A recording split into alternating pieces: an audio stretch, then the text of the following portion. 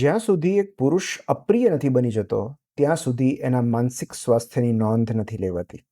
એની હતાશા અને નિરાશા જ્યારે આક્રમકતા પહેરીને આવે છે, ત્યારે જ લોકોની નજરે ચડે છે.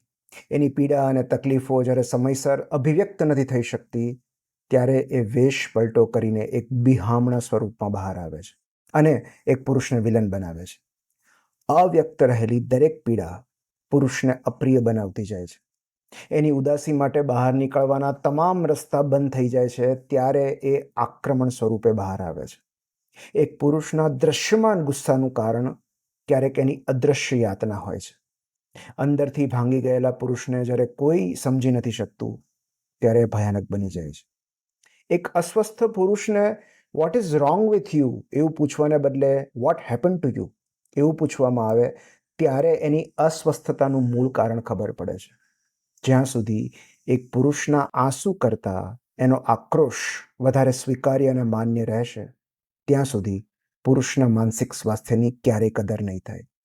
એક સ્ત્રીનું રડવું એના દુઃખની નિશાની હોય, તો એક પુરુષનું રડવું એની નિષ્ફળતા કઈ રીતે કહેવાય?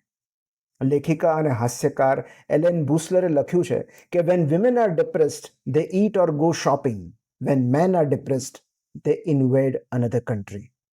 જ્યારે એક સ્ત્રી ઉદાસી અનુભવે છે, ત્યારે શોપિંગ કરવા નીકળી જાય છે. જ્યારે એક પુરુષ ઉદાસી અનુભવે છે, ત્યારે આક્રમણ કરે છે. ઘરની બહાર ભલે ને બહાદુર થઈને ફરે, પણ ઘરની અંદર એક સૌમ્ય અને સંવેદનશીલ પુરુષની જરૂર હોય છે.